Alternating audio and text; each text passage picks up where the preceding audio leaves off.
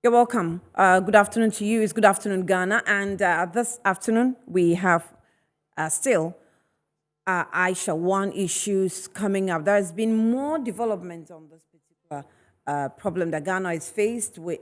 And of course, the latest has been that Aisha One has been taken to court. The courts refused to grant her and her cohorts bail. But also, one of the issues that has come into the media or into to the fore for discussion has to do with the charge sheet that Aisha One was faced with in court that seemed to have given the Aisha One's lawyer some sort of a field day since he described the accusations as a small matter which he thinks the media is blowing out of proportion. We still have some persons who have certain opinions about what happened in court concerning the charge sheet and, what was even contained on the charge sheet, some of the things that they think are the facts that were not captured by the charge sheet. The state seemed to have more questions to answer on that charge sheet that was taken to court. We'll have some more explanation to this issue. We have Charles Bisu with us, who was a presidential staffer. We also have Daryl Bosu, who is Deputy Director of Rocha Ghana, and also Abdul Razak Al Hassan, Director of Communications Ghana Association of Small Scale Miners, to tell us some more about what is going on within this industry and what they make of the current situation we are with. But of course, the broader picture is illegal mining. We'll be back shortly.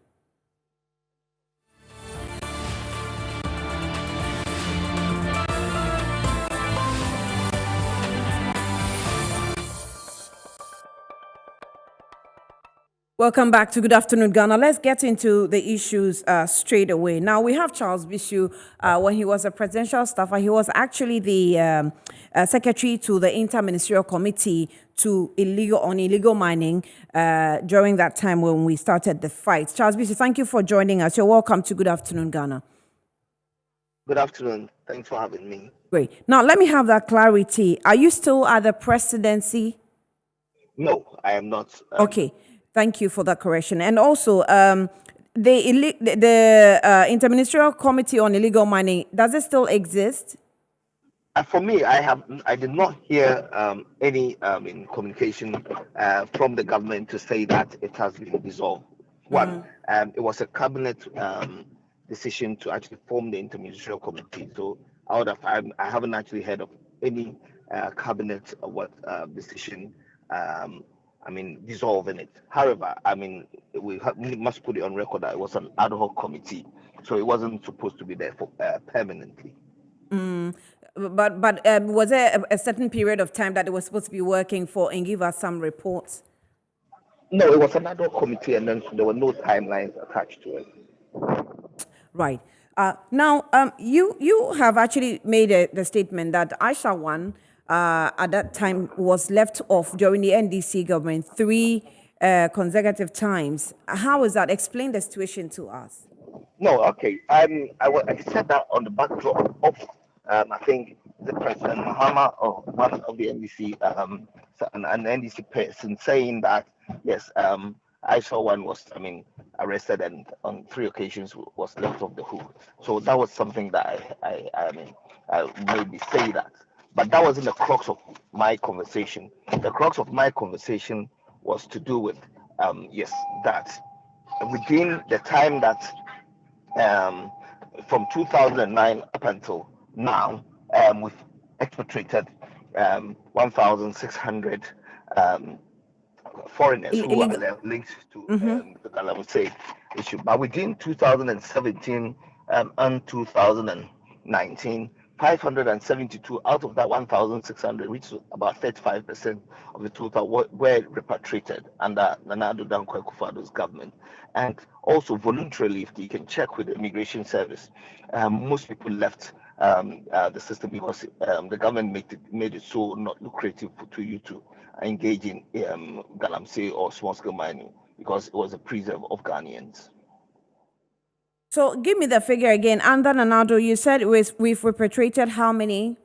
No, from 2009 up until now, the immigration services are saying that expatriated 1,600 approximately foreigners, and especially Chinese, who are linked to what small illegal mining. And between 2017 and 19, when the Interministerial Committee was in operation, 572 were expatriated. That's 35%, and I mean of the entire number. That means for within 11 years, within that 2 years, about 35% were expatriated. And I'm saying that there was also a sharp decline of the influx of Chinese coming into Ghana to engage in illegal mining, and there was a sharp increase in those leaving the country voluntarily because the government made it so not so lucrative to engage in illegal mining. So I think the 1,600. You know, there's been people who actually have doubted the numbers of illegal miners, as a foreigners, that were their claims that they have been repatriated, either repatriation or deported. Who does that? Is it the Immigration Service does deportation, right? Yes, exactly. And these figures are according to them. So you said these figures are what? According to the Immigration Service. According to the Immigration Service. Yes. All right. The current situation with Aisha One, are we on the right track? There's been issues with the charge sheet that the actual facts on the ground are not represented on that charge sheet. Yes, because I think for the illegal mining activities, you must be arrested on site. You know, for example, we're saying that there are a lot of big people behind the scenes and all that, chiefs, pastors, and all that, and politicians. But then you will not go to the mining site and find these people that we've mentioned on the site, so that people who might be doing it for them. In the same vein, you to arrest somebody, I mean, who is indulging in illegal mining, you must actually have evidence pertaining to that. So I am saying that yes, from what the Attorney General is saying, I side with him. I mean, she coming in again, and then also the previous crimes that she actually committed, and the Noli Prosequi was actually what ended in, and then she left the country, and so there are no expiration date for criminal offenses. So for the Attorney General to trigger that again, I believe that it's in the right direction.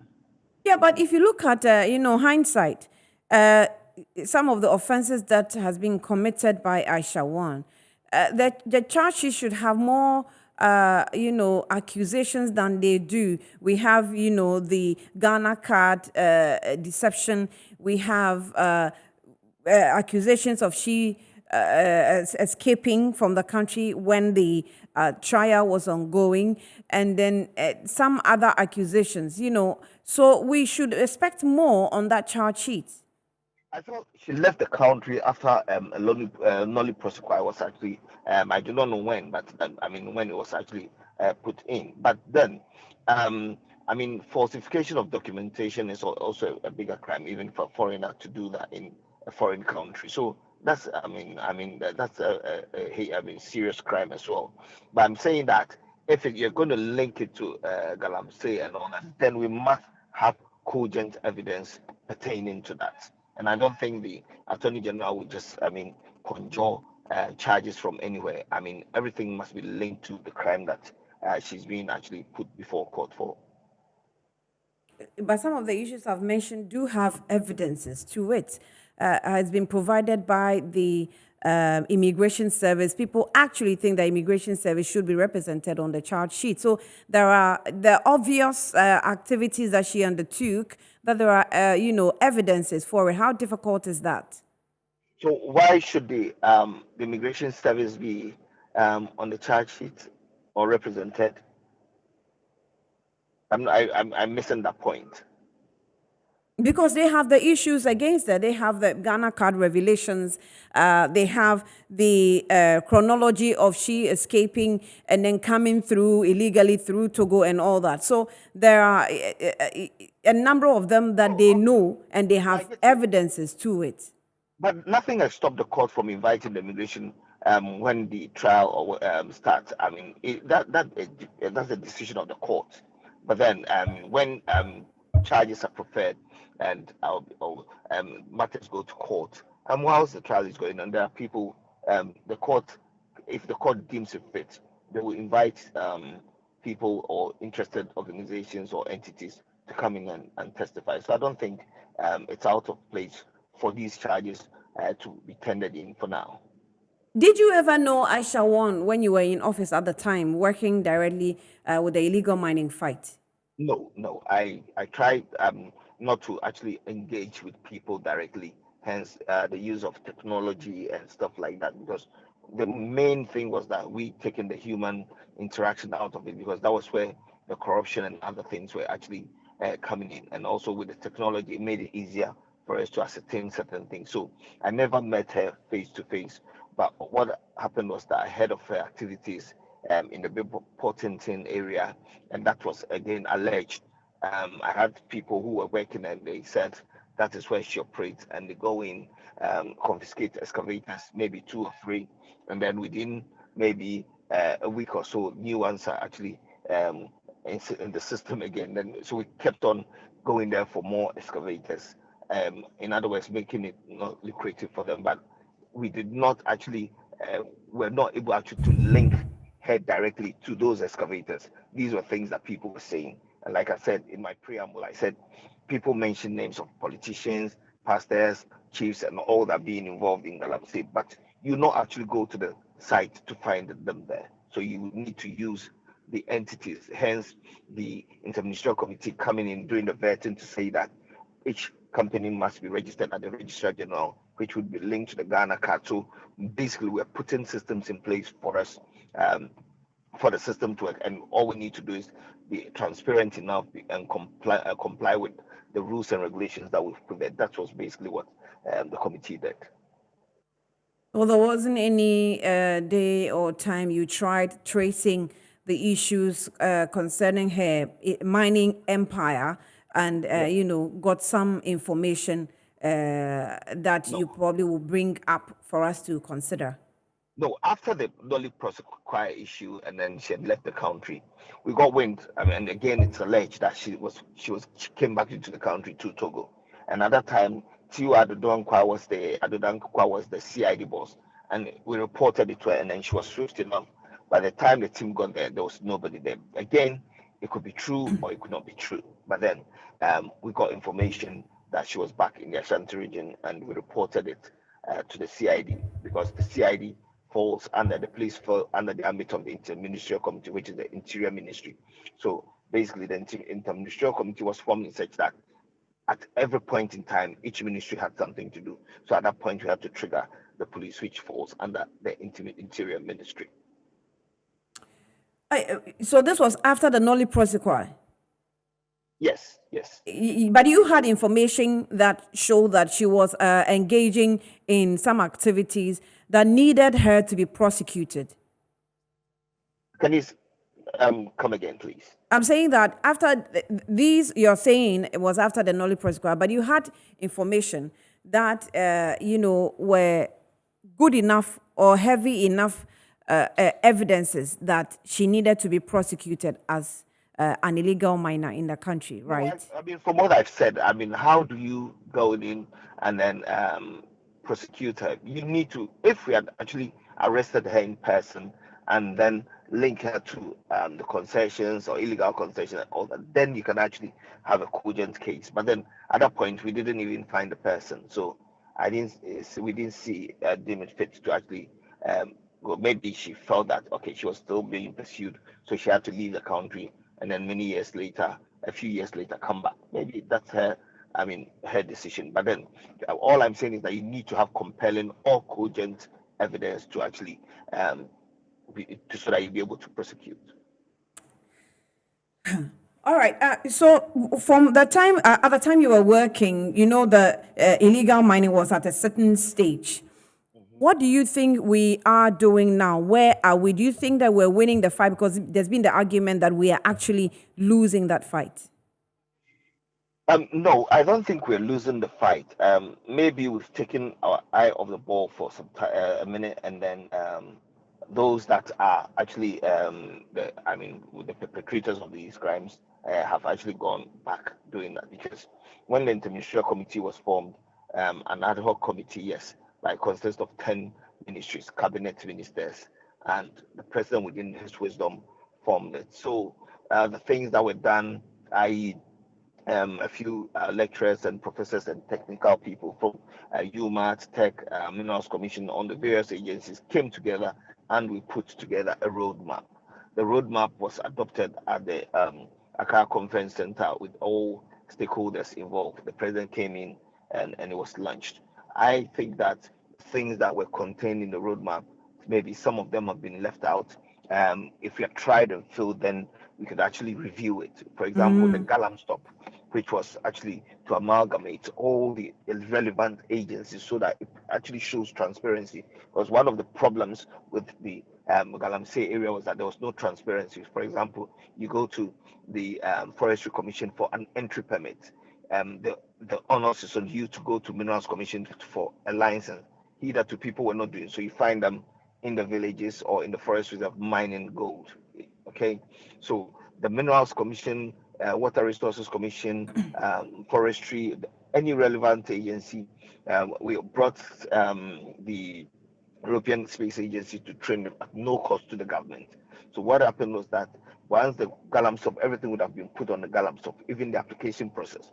So once you go to the Forestry Commission for an entry permit, it triggers it. So the person at what Minerals Commission will see what is happening. That a certain area in maybe the Metro TV area has been given, a permit has been given to maybe yourself, and that you are required to go to where Minerals Commission. I don't know if that's happened. The government paid money for that to be done. It went to cabinet, it was approved. I don't know why we haven't used it. The drones, we bought a lot of drones. 144 drone pilots were trained. They got certification. And They how went many through drones did you buy? about 200 of them, and then we had two big ones, which were long range drones. They can travel about 200 kilometers. Um, and all that. So, and people were trained for divers were trained all at the cost to the state. We formed the district mining committee. I remember Professor Pompom Martin, Dangote, Haji Alima, Kofi Dames. We went around the country forming district mining committees. Why are we doing them again? So, I mean, these things. All I'm saying is that these things were there. So all we had to do is comply and then ensure that these systems are working. If we try and then we see that we're failing, then we actually review it and then we go forward. But some hasn't been touched at all. Is it because the committee, the ministers did not do a good job? Then it means that the president did not appoint the right, make the right decision. But within, from what I see in the roadmap, I can send it to you. Everything from the extraction to the exploitation of gold was in there, and all the resources, the human resource, professors, EPA, everybody came on board and we put that document together. And I believe that even the small scale miners were part of it, and the community, and as well as chiefs were part of it. So I think that to the nitty gritty, we must follow that and ensure that we comply with that and see how it goes. But so far, we've done something. I'm not saying that we have failed. No, we haven't. We just have to gather the momentum and then deepen it and go forward. But if you say that we haven't failed, but we have taken our eyes off a bit, that is on the path to failure. No, it's not. When you take your eye off the ball for a minute and then you put your eye back on it, doesn't mean you fail. If you dump everything, then that's why you have failed. You see, and one, there's no empirical evidence in this country as to where in the last 50 years where there was devastation of our forest reserves and stuff like that, so that we can get, if we have that data to that, and then we can compare it to the previous, then we can actually compare it and say, no, for the last 50 years we did it and it was successful, but this time we haven't been successful. So there's no measure to it. What we need to do is actually comply, and then after this, when this is successful, then in future this will be the empirical evidence that people measure that too. But today, I mean, even though we do not or we have not measured yet, today the intensity of the illegal mining is almost collapsing. Every town, every village that the miners have detected that there are possible minerals in the land. We are, are carrying out the activity without, recourse to the law. And you go into towns today, we're digging right in homes in the middle of the street. It's now, literally all over the place. So one can tell that it has grown from bad to worse. Okay, I wouldn't. You see, previously we had a coalition of media against Galamsey. We had Right. everybody was together. I mean, we were doing it. So I think the media, you also rest on your. I mean, you also took your eye off the ball as well. You could have actually done your bit by actually, because when you come from divergent views, it keeps the government and everyone else on their toes, right? But Right. the media went sleeping as well, didn't they? Anyway, So I think the media, now that you're doing it, we all must all gather the momentum and ensure that the government is on its toes, those in the villages and all that. For example, you see, I talked about the Galam stop.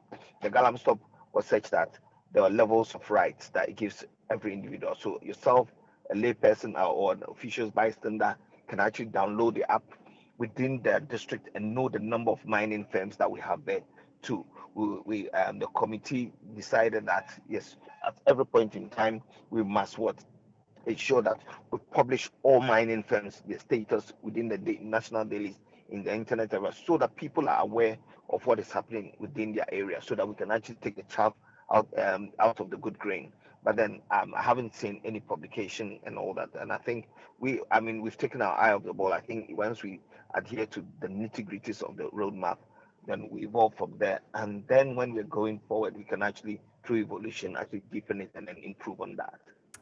Charles Nana Bisu, I thank you for spending some time with us on Good Afternoon Ghana. Thank you. Thanking you. Right. So he used to be at the presidency as a presidential staffer. He was put as the secretary to the Interministerial Committee on Illegal Mining. Let's go to Arocha Ghana, and Daryl Bosu is the Deputy National Director for the organization. Daryl, thank you for also staying with us here on Good Afternoon Ghana. You're welcome. Good afternoon, Annie, and it's a pleasure to be here. Right, thank you. Thank you. So, first of all, let me take the position of Arocha Ghana. What do you think? Charles said that we do not have the empirical data to, check how far we have gone with the fight. But I'm sure, Arocha, you have been in the environment, you've been monitoring the lands, the degradation level. What can you tell us? Yes, I was listening carefully to the submissions by Charles, and I have to say that a lot of the things he said are quite surprising, and particularly on the empirical evidence. I mean, we started with our rivers looking polluted and all of that, and the action by the Interministerial Committee and all the actions they've taken so far was to correct all of that. 5 years down the line, these issues are still there. So if you look at all the resources we have expended in fact, in this at some regard, point in time, they started looking at clearing up. Exactly, and all the resources, all the things that were introduced, all the actions of even destroying excavators, those that they saw and those that got missing and all of that.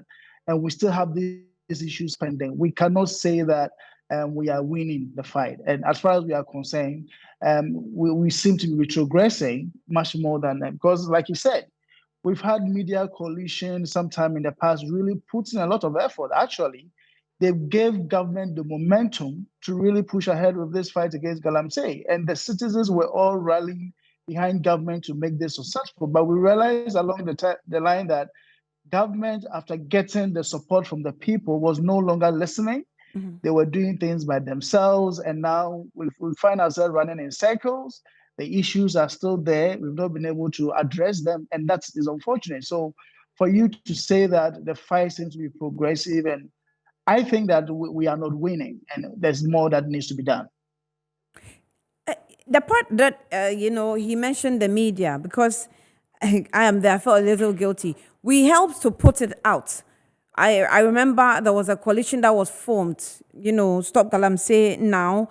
And at some point, media men all wore red attire or something red to represent how serious we were about the fight. And then I think after some time, maybe truthfully, we went back to sleep and not engage with the teams, the ministerial committees, that the Galam Stop and all that. We weren't engaging with them. So it also gave rise to anyone that was engaged in the activity to continue without being bothered at all. Is that not how really, truly it looks like? I wouldn't say the media should be so hard on themselves. I mean, as a media, you play your role. You try to keep government on its toes. You also try to highlight the challenges society is confronted with. But at the end of the day, you were not receiving direct financing from government to ensure that you cover more grounds, you highlight some of these issues. It is the government agencies that were receiving resources and funds and allocation on annual basis from the Ministry of Finance and government coffers, and they were on the ground. They were confiscating the excavators. The same institutions were watching on as some of them got missing. There was no traceability and all of that. The role you could play is what you've been doing. There's a lot more you can do, but I think at the end of the day, we should ask ourselves who is taking the resources, who is controlling the agencies, who at the end of the day is making the calls to say, ignore this case, take this case on, and all of that. Who at the end of the day has responsibility to prosecute cases that come before them and all of that. But as long as those critical actions are not happening, then you wouldn't want to blame yourself, because the issue of Galamsey is not about the fact that people don't know the harmful impact and all of that. Even the miners themselves, they know. But for everything that brings resources, there must be some strong regulation and compliance in place. A system that ensures that, because it is very lucrative, you also need to ensure it is highly regulated, so people don't just get in and think they can just come out, because it's very capital intensive. That same reason is also, whilst it's also capital intensive, it's also one activity that really brings a lot of negative impact on the environment. So you don't really treat it with a kid's glove. You really should be very strict on it. So you know, at the end of the day, if it is not working, Poots try to say that the media also ignore to fully exercise their role in this. I think civil society, everybody has done their bit, but at the end of the day, the key institutions, the states agencies, both at the decentralized department, at the district assemblies, the district police commands, and also the ministry and also the Minerals Commission first, they all had a role to play. And they should ask themselves, how far have they helped in this fight? That's where the bigger question should be. Let's turn our attention to the Aisha one matter. I'll come back to the environment, but for in the meantime, the Aisha one case, have you had access to the charge sheets? Have you seen what's on the charge sheet? What's your take on it? Well, yes, I think we've had the opportunity to look at the sheet and also the charge and also the facts of the case before the court. And as I've also been educated a lot by some of our senior lawyers in the system, it all points to the fact that the government seems to be only focusing on the Galamsey or the money-related matters. And the other charges of, if indeed the facts, as is said in the charge sheet, says that she sneaked out and in of the country, that means that these were not done as it should in more legal ways, then that also needs to be looked at. And people have talked about also misrepresentation in relation to the national ID card and all of that. So some lawyers, I listened to lawyer Abdullah as well as former Lands Minister Alhaji Hussein, who's also a lawyer, indicate that they didn't expect to see anything like less than 5 charges on the sheet brought up against Aisha one. So now we seem to have just 2 charges against her. And also you can see that her lawyer is doing very well in trying to downplay the seriousness of the charges against her. And like, also, if you listen to Charles Bisu, he made mention of the fact that in these cases, you need to prove that you caught the person on site. Whereas the case is not as we have been told, then definitely there's going to be some challenges proving the case. But like I have also always indicated, Ghanaians must actually manage their expectations in relation to this case, because the inconsistencies surrounding the case in terms of whether she was deported, repatriated, and all of that, is even making this case even more murkier. But so we should manage the expectation in terms of how it's going to go. And it started already with the charges preferred against her. It could have been more, but here's the case here. So we need to be very measured in the kind of things we're expecting to come out of this. But until the decision comes to an outcome, we should just keep watch. The response that it will be difficult for you to prove because you didn't really arrest her on site. I'm not sure how I felt about it because there's always, even Charles himself has indicated that some persons they caught in the field mention names of politicians and all. I'm not sure which action they took, when those names were mentioned. But it is obvious, and as they've been saying, the activity is a capital intensive one, and no average person can be involved unless you get assistance. Importing excavators and owning a land and digging as deep as they go. It's not something that it should be organized or can be organized by any normal person. And so I'm not sure if leaders are really committed to this fight, because if names are mentioned, you have the responsibility to investigate it to the core if you cannot prove just by the mention of a name. No, Annie, I totally agree with you. The law is even specific. The Act 995, which is an amendment to the Minerals and Mining Act 703, is very clear that if somebody facilitates, aids, or even supports, solicits, commands, or procures, so that means that beyond arresting people in the pits, the prosecution process should look at also trying to find out all those entities behind the enterprise, even behind those who were caught in the pit. So for us to just think that is we arrested people in the pit and we rest our case there is actually therefore not implementing the law in its full sense, and that is unfortunate. I think that if we really made those amendments to also include people who facilitate, then there needs to be a system, a clear system of operation on how we get to the bottom of this. And I would say, contrary to what Charles said, that we don't need to have the Ghana card before we can tell which business or who owns an excavator or who brought what to a place. I mean, these excavators, we know how they move. We know where they park by night and by day. We know when they move even into the field. There are police checkpoints all across the landscapes where these things are happening. Have we bothered to check why they are moving, where they are moving to, and all of that?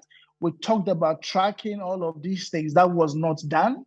So I think that, like, I agree with you. It all has to do with the fact that government has indicated they are committed, but when it comes to action, I think they've actually not been fully committed to the cause, and that's why these things keep coming up and we're running in circles. And it's unfortunate that we keep saying that we need a Ghana card before these things could have done. Even before the Ghana card came, if you want to get behind somebody who owns a particular facilities and systems in this country, if you really use the decentralized systems on the ground, you can't tell. You ask the people who are mining, who brought you here, they will tell you. But do we follow up and go and inquire from those people? Let's detain the excavators. Let's ask the owners to come forward, or we confiscate to the state. I mean, I'm sure this could have been dealt with very easily, but we were not willing because a lot of the people behind these enterprises, as you have seen over time, are also politically exposed. So the state has been very selective also in dealing with it. Those in the pits, usually you can easily get them and they go and face the jail terms and all of that. But the real people at the top of the pyramid, they get scot-free because our law is not being fully complied in terms of its implementation. Daryl, can you hold the line? I have Abdul Razak Al Hassan, who's the Director of Communications, Ghana Association of Small Scale Miners. Abdul, thank you for your time. Good afternoon. Welcome to Good Afternoon, Ghana. Thank you very much for having me. Good afternoon to your viewers. Let me first get this clarity from you. Is it your association that rendered an apology to the presidency in connection with Aisha Wan? No, please. It wasn't your association? No. Which association was that? We're frank, we don't know. So there are, or there is another small scale miners association that's not yours, right? I think that there is this clarification that we need to make. The Ghana National Small Scale Miners Association, we are the umbrella of all associations concerning small scale mining. So the person called Kojo Pepra, we don't know him. And we don't know why he's being titled as the president of small scale miners. And we don't have any name like that as our president. That's very, very interesting. It seemed to be creating some confusion, in the media. So you are Ghana Association of Small Scale Miners. Ghana National Association of Small Ghana Scale National. Miners. Yes. Thank you. Thank you for the clarity.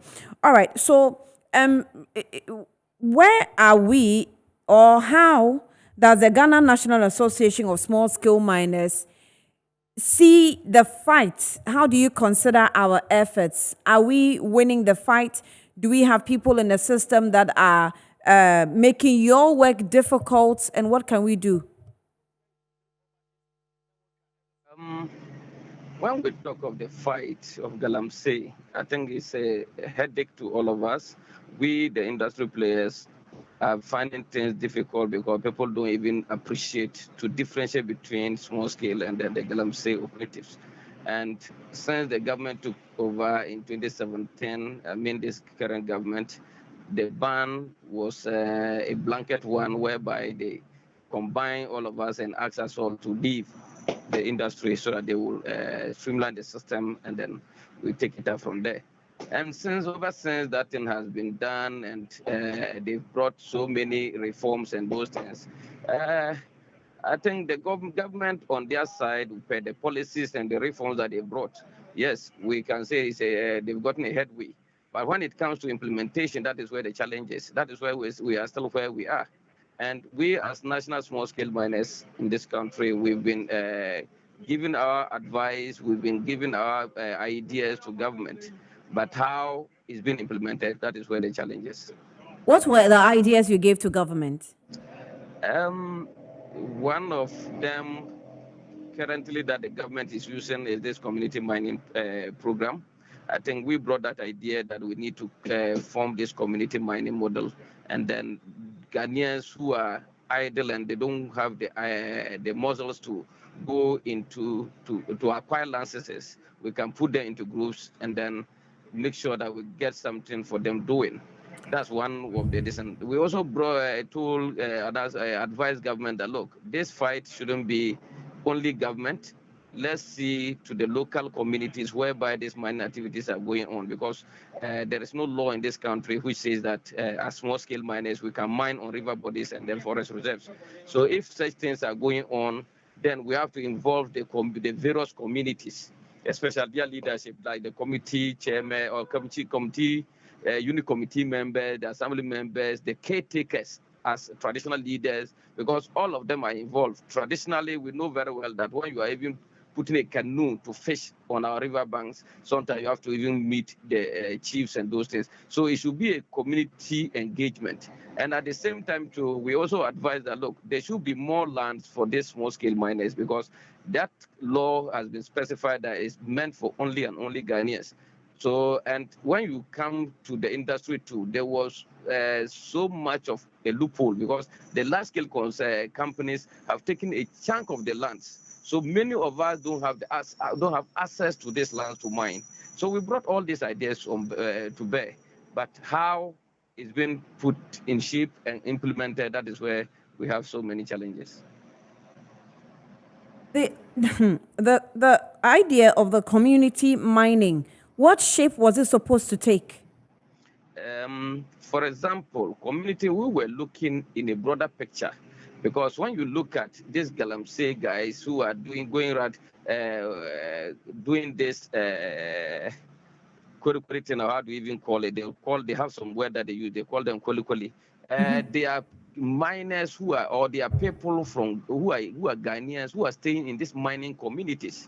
So the suggestion was that, look, let's identify these mining communities, whether big or small, because many of them are interested in doing these mining activities. So when we identify such places, let's see how best we'll carve out. If it is about 50, 100 acres, let's carve it out, put them in groups, let us pick some of them as their leaders, so that when it comes to anything, so that they will not be trespassing where it's been allocated for them, so that at that point every community will have a land specific for the community, whilst the large scale or the small scale miners who comes to, and if they can employ, the few that they can employ, the rest can be on that land, and then the resources there will remain within the community, and then the youth will get something doing. That's the original idea.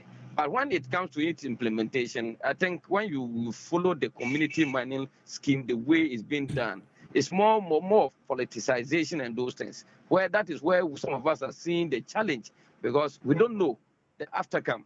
If there's a change of government, how people will look at the community mining. So the idea originally was to look at the various community, carve out some portions of land, and then give it to them and let them remain there. And we were thinking of the colluvial and the rock aspect, not the alluvia. But when it comes to the implementation, it turned all over in a different direction. So you agree with me that the community mining suggestion you gave actually turned out to be a beast? Somehow, because some of the places fine, but many of the community mining projects that the government have launched, go back and check whether how many of them are working. Because you go there, party executives will come saying that you have to deal with protocol, district assembly, so many people comes in. Meanwhile, the main idea is not about that.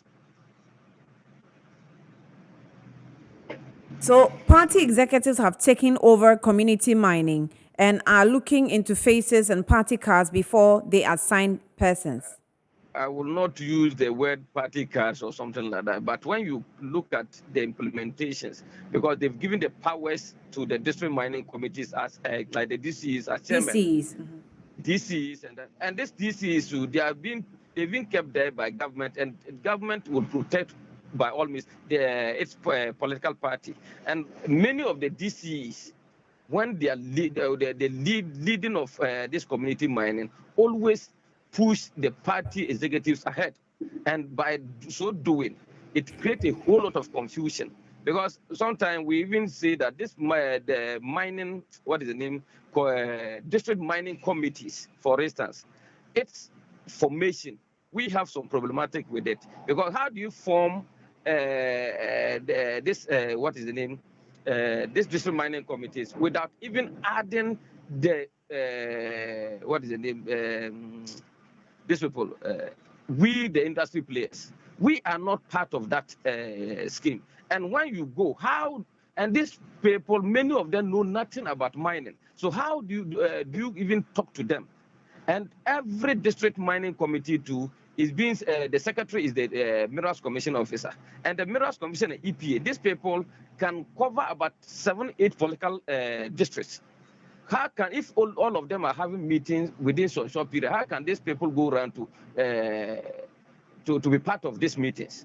So we were thinking that, look, we the industry player, the small scale miners, should be part of it, so that every loophole in the industry, we can voice it out, let you know that these are the people who are causing mayhem, these are the people who are doing A, B, C, D, so that we can all put our heads together. When the district is monitoring its activities, the mine activities at the district, you have a fair understanding of the whole thing. But this thing has not been done. Though as an association, we still push that, look, the law must be amended, and then we look into those things. So I said the suggestion of the community mining has turned into a beast, devouring everything in its way, because when you go into our communities today, we are mining everywhere, destroying towns and villages completely, cocoa farms and all that, to illegal mining activities. First, how the Small Scale Miners Association, do you actually go through some training? And what are these training that you think other people that are getting into your space are not going through same or similar training? Thank you very much, Annie. You see, with the National Small Scale Miners Association, I think as far back as 2014, I think we have an MOU. That time, Honorable Yunus Afusini was the then minister in charge of mines. We had an MOU with UMAT, whereby we every blessed year we organize this and that. We need to go and train our members. As we speak, about last 2 months ago, what is the name? UMAT have trained some of our members. And we had series of training, some basic training, especially when it comes to mineral processing, when it comes to extractions, when it comes to safety, when it comes to the environment and everything. They give us some basic training how to manage this. This. But when it comes to this galamseyers, they go in and they do. And do you know one funny thing about this whole thing is that these same galamseyers are a threat to we the Lancet small-scale miners. And because of that is why we even form a task force to be monitoring our own activities so that these illegal miners will not be penetrating into our sector. And by so doing, when government brought this ban and it was affecting us, we voluntarily gave out our task force to help the national cause so that at least those on river bodies and forest reserves, we will see how best we will sweep them off. As we speak, even yesterday, I was on a field at Mampunia, whereby we were on with our task force. We were on these river bodies taking this. You could see more than about 2 weeks now. Our task force have been on that river Ofin, and within that 2 week space, they've destroyed about 400 chamfer machines as we speak. But here's the case: all these things we are doing it in our own pocket, and you will not believe it. People, when we even got to the grounds, the information some of these guys were even talking about is that some of the caretaker chiefs, the Odikros and what, many of them took money from these guys, assembly members, and they were trying to prove that, fortunately on our part, where the Kokofu mine was part of this. And he even listened to some of them. And then he even said he would take it up and then get to the root of the whole thing. So when you look at all these things, unless we can, all of us put our heads together, the fight will not be easy. Do you know Aisha One? I've heard the name. Do you have any idea where her mining sites are? Aisha One mining site. If I say I can pinpoint that this is Aisha One's mining site, I may be lying because I don't deal with Aisha One, because I am a responsible small-scale miner and I deal with my association. But I've heard a lot about her, and there are some places that people mention her name and those things. But to pinpoint that this is Aisha One's site, it will be very difficult. Abdul Razak Al Hassan, Ghana National Association Small Scale Miners, will engage you again another time. Let me speak with Daryl. Okay, Daryl is off. All right. So those are some updates that we have gotten clarity from the guest I had, Charles Nanabenyi Bisu, who used to be presidential staffer and was working with the government's team of Interministerial Committee on Illegal Mining, and also Daryl Bosu is Deputy National Director, Rocha Ghana. Their area of work is on the environment. And also I spoke with Abdul Razak Al Hassan, Director of Communication for Ghana Association of Small Scale Miners. The issues are just in, or they are just fresh. We're still probing further, and we'll give you some more details in subsequent programs. Thanks for watching. Good afternoon.